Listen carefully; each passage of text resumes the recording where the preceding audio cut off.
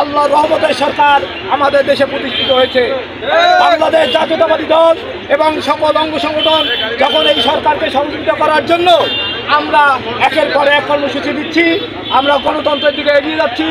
আপনারা জানেন আমাদের লালমনিরহাট জেলার অবিসংগঠিত নেতা অধ্যক্ষ আসাদুল হাবিব টুলু তিস্তা মহাপরিকল্পনার মতো একটি প্রোগ্রাম দিয়েছে, জাগো ভাই তিস্তা বাঁচাই, যেটাকে আমাদের জনাব তারেক রহমান বলেছে, দুইটা সংযুক্ত করেছে, জাগো ভাই তিস্তা বাঁচাই, জাগো ভাই দেশ বাঁচাই। যে প্রোগ্রামটাতে লক্ষ লক্ষ লোক তিস্তার পরে দেখিয়ে দিয়েছে যে না, এটা একটা যুব আন্দোলন, এই আন্দোলনকে সারা পৃথিবী স্বাগত জানিয়েছে। এটা বাংলাদেশের একটা ন্যায্য অধিকার। আমাদের বাংলাদেশ জাতীয়তাবাদী দল এইসব ন্যায্য অধিকারের এক একটার পর একটা প্রোগ্রাম দিচ্ছে। আর অন্য কোনো দলকে বাংলাদেশের সুসংগঠিত করার জন্য, বাংলাদেশের উন্নয়ন করার জন্য আর কোনো প্রকার প্রোগ্রাম আমরা দেখতে পাই নাই। তাই আমাদের এই উন্নয়নকামী, গণতন্ত্রকামী রাজনৈতিক মহড়ার যে আমাদের বিএনপির যে রাজনৈতিক মন, এইটাকে ধূলিসাৎ করার জন্য, এই ইমেজকে নষ্ট করার জন্য কিছু কিছু সন্ত্রাসী কায়দায় আমাদের এই পায়তারা করতেছে, আমাদেরকে বিতর্কিত করার জন্য। আমরা 5 তারিখের পর এই বড় খাতায় দেখেছি একটা রাতের অন্ধকারে দোকান লুট করা হয়েছে। সেই দোকান লুটের কোনো আজ পর্যন্ত এলাকার জনগণ থেকে শুরু করে ইউনিয়ন পরিষদের চেয়ারম্যান থেকে আইন শৃঙ্খলা বাহিনী সেই দোকান লুটের কোনো বিচার এ পর্যন্ত করে নাই। প্রিয় বন্ধুগণ, এরপরে আমরা দেখেছি এই রাস্তায় শাল লুট হয়েছে। কারা লুট করেছে? তারাই তাদের যোগ সাজস করে কিছু লোককে দিয়ে ভাড়া করে নিয়ে এসে এই শাল লুট করেছে। রাতের অন্ধকারে সারা রাত পাহারা দিয়ে বিএনপির ছেলেরা, বিএনপির যুব দলের ছেলেরা, ছাত্র দলের ছেলেরা সেই সার উদ্ধার করে আমরা সরকারের ঘরে পৌঁছে দিয়েছি। এরপরে আমরা কি দেখতে পারলাম? এর মাঝে তারা বেশ কিছু অরাজকতা করার চেষ্টা করলো।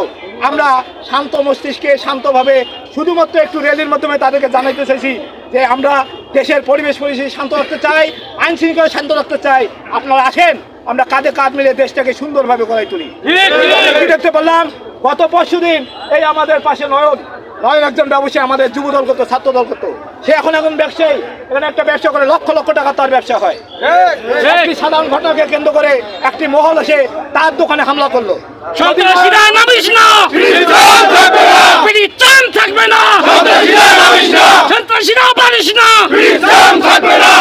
প্রিয় বন্ধুগণ, নয়ন শুধু একাই ব্যবসায়ী নয়, এই বড় খাতায় হাজার হাজার ব্যবসায়ী আছে। আজকে নয়নকে আক্রমণ করছে, কালকে চয়নকে আক্রমণ করবে। আমরা এই আক্রমণ হতে দিব না। বেশি সজাগ থাকবেন। যারা এই ধরনের চক্রান্ত করবে, যারা দোকান লুটের সাথে জড়িত থাকবে, তাদের উচিত জবাব দেওয়া হবে। আইন শৃঙ্খলা বাহিনীর ভাইদেরকে বলতে চাই, আপনারা এই যে ন্যাক্কারজনক ঘটনা, নয়নের দোকান যে লুট হয়েছে, এটার সঠিক তদন্ত করে যারা এটার সাথে জড়িত তাদেরকে আইনের আওতায় নিয়ে আসবেন।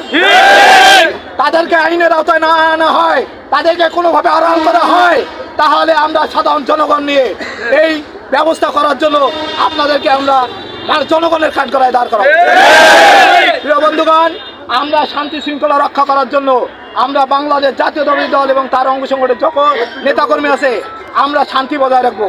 আমরা কোনো উচ্ছৃঙ্খলতা করবো না, আমরা কোনো উচ্ছৃঙ্খল আন্দোলনও করবো না। আমরা সামাজিক আন্দোলনের মাধ্যমে মানুষকে সচেতন করব এবং দেশকে উন্নয়নের কাঠগড়ায় দাঁড় করাবো। আপনারা জানেন আমাদের অধ্যক্ষ আসাদুল হাবিব টুলু ভাই এবং আমাদের প্রাণপ্রিয় ব্যারিস্টার হাসান রাজীব ভাই, এনারা দুইজন আমাদের এই তিস্তা মহাপরিকল্পনা আগামীতে আরেকটি বড় ধরনের পরিকল্পনা নিয়ে আসতেছে, যেটাতে আমাকে উনি বলছে তুমি মানুষের মধ্যে একটা প্রচারণা চালাও।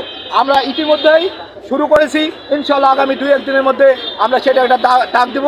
আপনারা সবাই সমবেত হয়ে আমাদের এই তিস্তা মহাপরিকল্পনাকে দেশের উন্নয়নের সাথে, জনগণের সাথে আমরা এই আন্দোলন করে তিস্তা মহাপরিকল্পনা বাস্তবায়ন করব, এই আশা ব্যক্ত রেখে সন্ত্রাসীদেরকে মাঠে না নামার পরিকল্পনা তৈরি করে আইন শৃঙ্খলা বাহিনীকে, সন্ত্রাসীদেরকে আইনের আওতায় নিয়ে আসার আহ্বান জানিয়ে আমি সবাইকে ধন্যবাদ জানিয়ে শেষ করছি। বাংলাদেশ জিন্দাবাদ। শহীদ প্রেসিডেন্ট অমর হোক। শহীদ প্রেসিডেন্ট